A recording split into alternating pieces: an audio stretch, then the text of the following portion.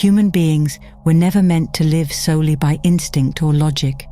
Beyond the mechanics of survival lies an ancient truth. Thought is not just a function of the brain, it is a vibration, a current, a force that shapes what you call reality. What if your thoughts were more than private, silent companions? What if they were living signals sent out to mold the world around you? The time has come to remember what was once known to sages and mystics, that you are more than flesh and memory. You are a wielder of subtle energy, capable of developing powers that seem otherworldly, but are entirely natural. Once the quiet realization settles in, that thought is not confined to your skull, but moves through space like electricity through a wire, everything begins to shift. This is the first pulse, not loud, not dramatic, but undeniable. It is the moment you stop treating your thoughts as private monologues and start recognizing them as energy fields radiating from your very being. Like invisible threads, they stretch outward, intertwining with circumstances, drawing in people, events and opportunities that echo the tone of your inner world. You do not attract what you want. You attract what you are, what you think repeatedly, consistently, and with emotional charge. You've already experienced this, the day you woke up with dread and the whole world seemed to mirror your anxiety, or the time you carried excitement in your chest and everything unfolded with effortless ease. These weren't coincidences, they were manifestations of vibratory alignment. Thought is not passive, it is a formative agent, sculpting the unseen clay of potential into tangible experience. Your moods, beliefs, mental images, they all emit a frequency. And just as a tuning fork makes another vibrate in harmony, your thoughts call forth matching vibrations from the universe around you. To awaken this current is to become deliberate. You no longer allow random fears, idle complaints, or unguarded suggestions from others to shape your reality. Most people are not consciously thinking, they are being thought by the world. But you are here because something in you is ready to reverse that flow. You are ready to take the reins and become a mind builder. This means tuning your inner state not by accident, but by design. You begin to feed your mind only what aligns with the reality you want to live in. The scattered becomes focused. The passive becomes active. What once drifted unconsciously now begins to form deliberately. Visualize the I within you as a silent sovereign, surrounded by a council of thoughts. For too long, the throne has been empty and the lower voices, fear, doubt, desire, have ruled unchecked. But once you declare, I am, with conscious awareness, you reclaim your seat. The mind is not your master, it is your servant, and your will, the true instrument of the I, is the hand that directs its power. When thought is consciously directed, a new current begins to flow through your being. Old pathways wither from disuse, and new ones surge with clarity, vitality, and creative fire. This is not about momentary inspiration, it is about persistent transformation. You're not merely trying to think positively for a day or two. You're rewiring your consciousness to emit the frequency of what you seek. The first pulse is just that, the start of a rhythm. With each repetition of focused thought, with each inner command issued by the sovereign self, you are amplifying your magnetic field, not by chance, but by law. And this law, steady, silent, absolute, has always been listening. The moment you awaken to it, it begins to respond in kind. From the moment you realize thought has weight and frequency, the next natural step is to ask, who is doing the thinking? Beneath every mental impulse, every emotional sway, there exists a deeper center, a fixed point, untouched by circumstance. That center is what ancient mystics, philosophers, and mental scientists have called the I, not the ego, not the personality built from memory and emotion, but the observing, commanding force behind it all. When you begin to say I am, with authority, rather than resignation, you take your seat upon the throne of your own mind. This throne has long stood unattended. In its absence, lower forces have crept in: habits, moods, cravings, and borrowed beliefs. These have governed your mental kingdom, issuing commands that shape your actions, your relationships, and your perception of life. But once you awaken as the ruler, a reordering begins. No longer do you serve fear or desire, they begin to serve you. Will becomes your scepter, attention your sword. You're not suppressing the lower aspects of yourself, you're putting them in their proper place. They become workers in your service, rather than rebellious voices steering your ship. True mental sovereignty is not about control in the harsh sense. It's about clarity and conscious direction. You do not battle with your thoughts like a tyrant fighting a rebellion. You rise above them. When fear speaks, you listen, but do not obey. When anger rises, you observe, but do not react. Each time you choose awareness over reaction, the throne grows more solid beneath you. Each time you claim dominion over the mental realm, even in small moments, the old powers weaken. They no longer command, they whisper, and even then, only when invited. Sovereignty is responsibility. It means recognizing that every thought permitted to linger in your mind sends ripples into the unseen world, shaping the form your reality takes. If you leave the gates open, stray thoughts from the race mind, the collective mental field of society, will slip in and take root. But when you stand firm as the conscious I, you filter what enters. You direct what grows. The mind becomes your kingdom, your laboratory, your sacred space.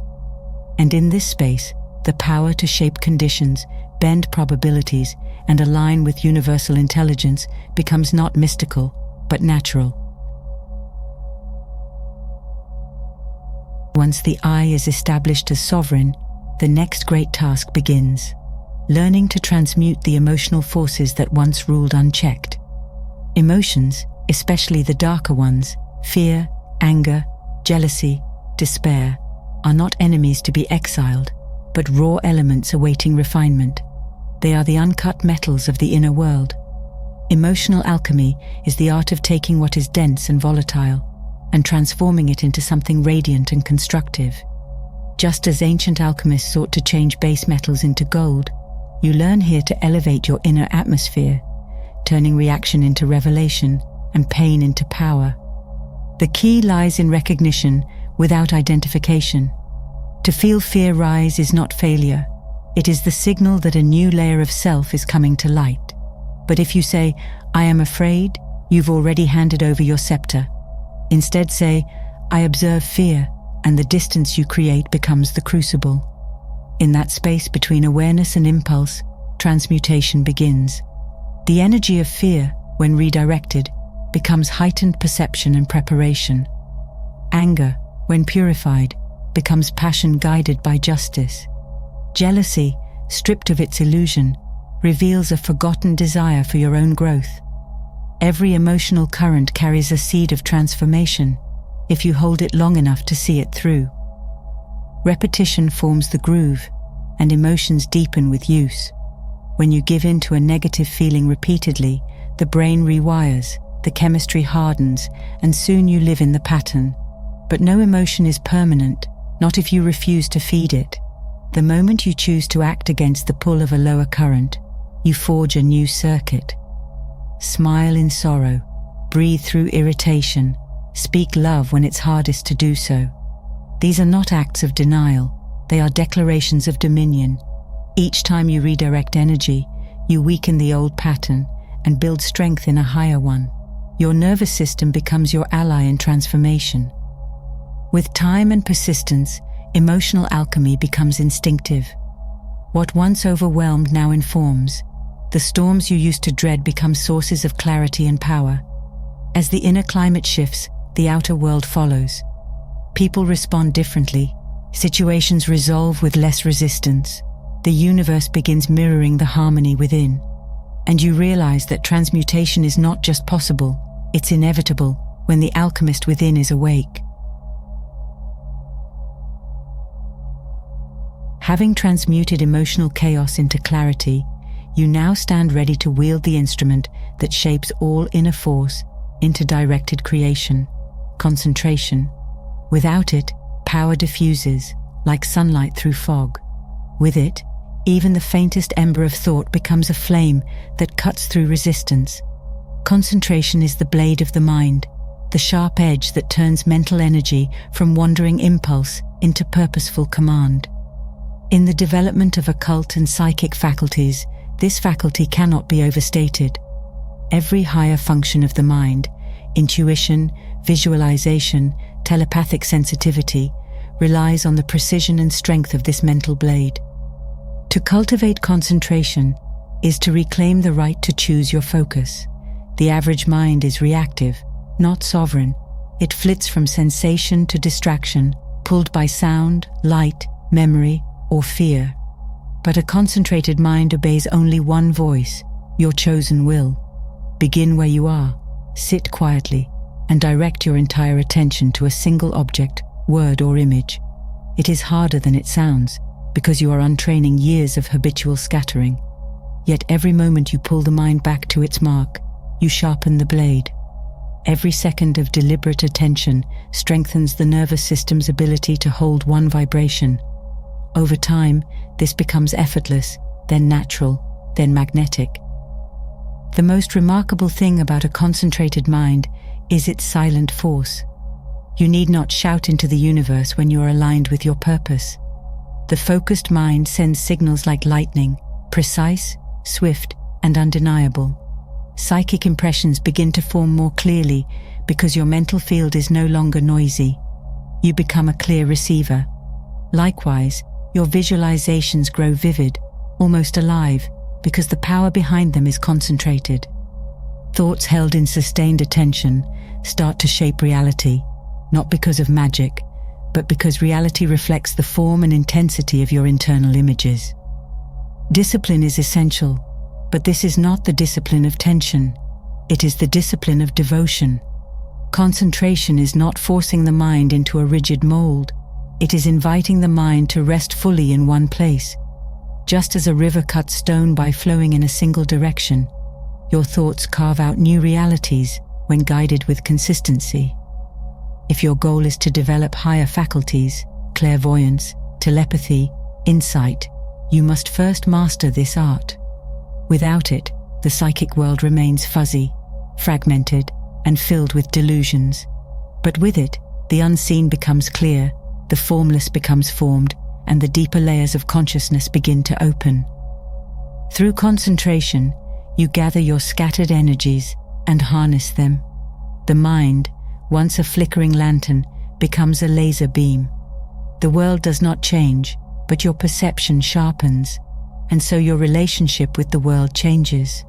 No longer blown about by every passing mood or external noise, you become centered, precise, and sovereign. From this center, the true work begins.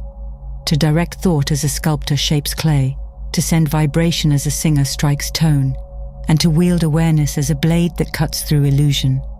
Concentration is your tool, your weapon, and your key. Learn to use it, and no inner door will remain locked for long. Desire is not a fleeting wish, nor is it idle yearning.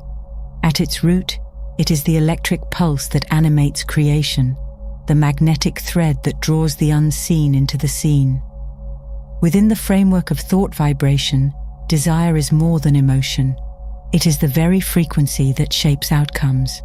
When understood and directed, it becomes a force of attraction so potent that circumstances bend to meet it. Without desire, thought has no propulsion. It may exist as a faint spark, but it cannot leap into manifestation. With true desire, however, the mental engine roars to life. Many misunderstand desire as mere craving, confusing it with desperation or grasping. But authentic desire is not born from lack. It is born from the soul's knowing of what it is ready to receive. When a person desires rightly, they are not begging the universe. They are claiming their inheritance. Desire of this nature becomes a tuning fork for reality. It hums with conviction and subtly calls into form the people, opportunities, and conditions that correspond to its pitch. Not all desires qualify, only those infused with clarity, persistence, and focused attention carry the voltage required to magnetize results. Every great accomplishment in history began with a desire that refused to die. When desire is weak or scattered, it leaks energy, and the world remains unchanged. But when the heart and will unite behind a single pulse of wanting, life cannot help but respond. The key lies in falling in love with your aim, not passively, but actively. Think of desire as courtship with the invisible. The more fully you hold it, the more intimately the universe reveals its potential forms. Visualize the result, affirm it with speech, act in alignment, and above all, nurture the emotional fire that sustains it. To develop psychic or occult powers, this principle is central. Every step, from awakening intuition to controlling subtle energies, requires the sustained magnetism of desire. Without it, the effort falls limp and concentration fades. With it, every practice intensifies. The subconscious is activated, the thought currents become directed, and the law of attraction responds accordingly. Like draws like, but only when the signal is strong. Desire is that signal. When properly cultivated, it is not a hope.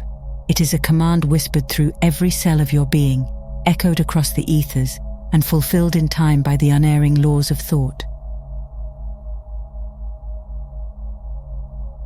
Power is not found in isolated moments of brilliance.